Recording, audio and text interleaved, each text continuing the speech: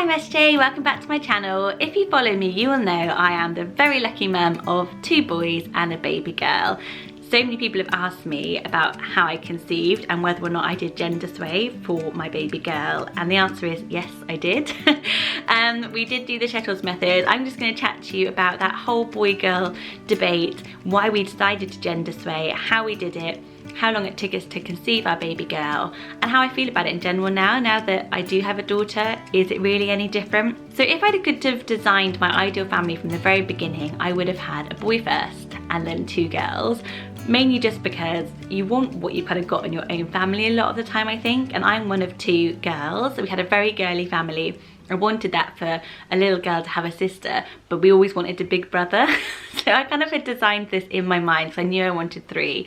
So first baby came along, we just started to try. We were very lucky, got pregnant very, very quickly after a year of marriage, and it was our lovely little boy, Freddie. We didn't find out what we were having, but I felt in my heart of hearts it was a boy and was really delighted.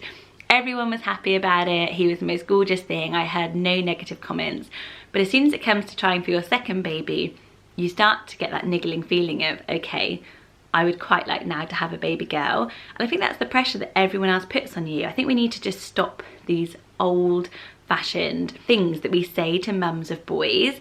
Did you know that mums of boys actually have a name for mums of girls? And that is SMOGs, smug mother of girls. Because we hear nothing but how amazing it is to have a daughter, the pink, oh look, we're twinning, look at her fancy hairdo, having such a nice time at ballet. All those things just literally scream smug. Or you'll have a mum over with girls and your boys are rough and tumbling. It's the one time they just go crazy and they're like, oh, boys are so boisterous, they're so slugs and snails, puppy dogs' tails. And it's just old-fashioned. You know what? If your husband is this big rugby-loving brute of a person, that's what your little boy will be like. But you might have a really kind, creative, relaxed type of a man as your husband. Guess what? That's what your little boy is going to be like. So boys aren't just going to come into your family as these big boisterous monsters who rip everything apart and are on the go non-stop and you're this haggard mum. It's just not the truth. My boys are so gentle, they're so mild-mannered, they're so polite. Wherever they are, people comment on how close they are as little boys and how much they love the family. They are family first. They love being at home and they give the best cuddles to their mum. And would I swap that because one day I'll never be mother of the bride? Who gives a crap? That is one day of my entire parenting. But we obsess about it like, oh, you'll never be mother of the bride, or when the baby comes along, she's going to want her own mum there for the first week. Yeah, that's a week. Don't worry about it. And you know, let's look at our own experiences. How many of us are so close to our mother-in-laws these days and our mums? You know, we just need to kind of take that pressure off. I kind of more as a kind of weird people pleaser wanted to have this idea that everyone says, if you have a boy and a girl, you're clever. How clever you've had one of each. Perfect family. Don't need any more now because you've done it. And it's kind of like, okay, is that what we're all striving for?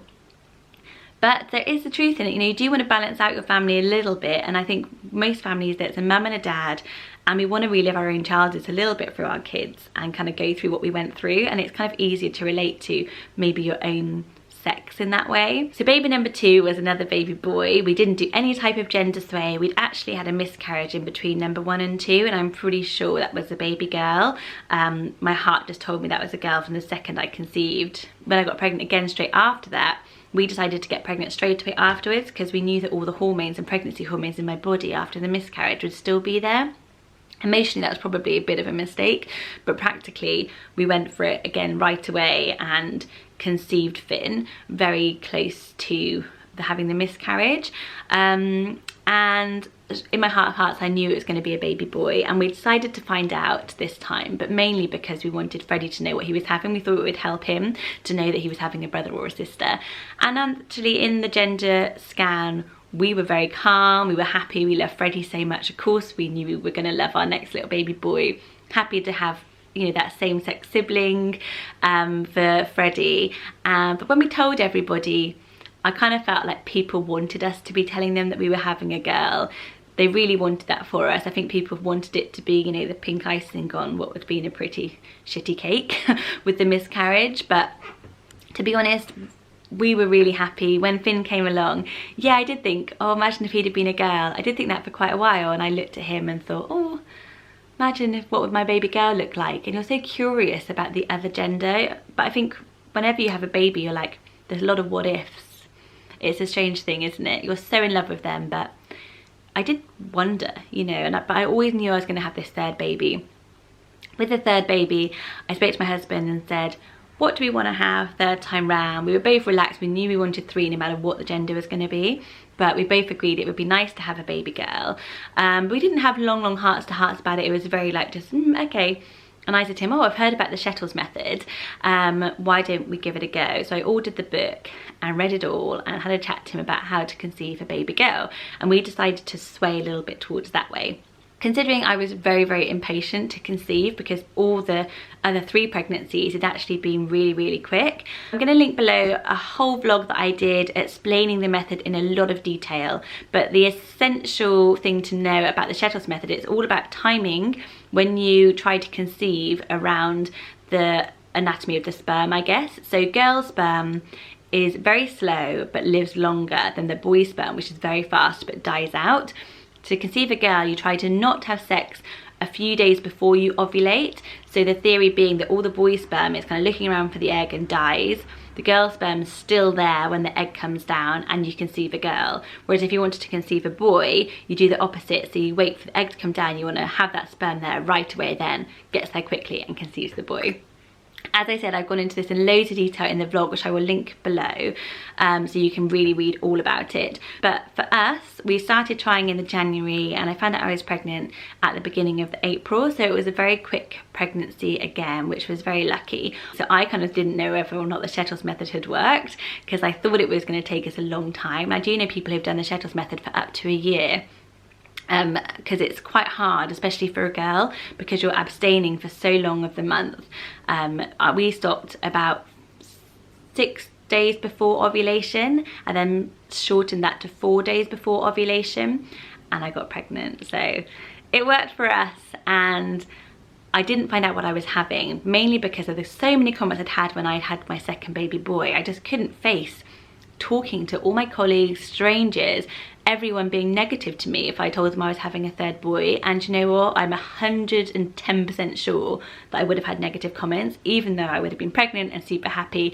I probably would have also felt a little bit disappointed. I guess I would have done. And I had all the signs of my pregnancy that I was having a girl. I had totally different pregnancy with the nausea. I fancied nothing but sweet treats, all of those signs, but I never let my head go there. I never sort of sat there and really hoped for a girl. We decided just to find out on the day because I knew I would love my baby no matter what, but I would have that little sense of kind of, okay, I'm never gonna have a baby girl. And that's just a loss to get over, isn't it, at some point, because maybe as a little girl you always wanted a girl. So you might have seen my labour because I did live stream parts of my labour for Channel Mum, which I will link again below. But we found out when she was born, they said, do you want to know what it is? And I was like, looking at it, and they said, your princess has arrived. And it was a little baby girl, and I looked at her and I just thought, oh my god, she's so beautiful, because you do that with all your children. And I was so happy to announce I had a daughter. She's just waking up, let's go get her. So here she is, little Evelina Blossom. So the stuff I thought I would enjoy about having a girl, I have enjoyed. I really enjoyed choosing her name, I did. That was really nice to use my girl name. Picking her clothes, hand on heart, is no different from picking your boy's clothes. You're just so excited still to find something that you love and that they look cute in. Didn't bother me if it was boy or girl stuff, to be honest. Things like seeing her with my husband and their relationship, you know, I think that's just individual again for every child. So I haven't noticed these massive differences that maybe I thought that I would, to be honest. I've still found the newborn days hard. I've still sometimes wondered, what if my little baby boy was running around here? How would he have been? So if you're thinking of doing a gender sway, do it. I would just tell you that it's lovely and do it naturally. Be kind to yourself and don't put any pressure on yourself. Don't listen to any external noise around you. It's your family. It's going to be absolutely perfect, whatever it is. And you're not missing anything. The grass is always greener on the other side. And if you do have a baby girl and you know somebody who is going through gender disappointment without having a girl, just be kind to them. And there's lots of videos on channelmum.com about trying to conceive and about gender disappointment that you can go over and watch. I will link the topic list below. I hope you've enjoyed this video. I know it's a bit of a controversial one, it's a bit of an interesting topic to talk about, but just wanted to let you know my feelings on it as a mum of boys and girls. I'm really interested to know what you guys think, and I will see you all in our next video. Say bye bye. Yeah. Yeah.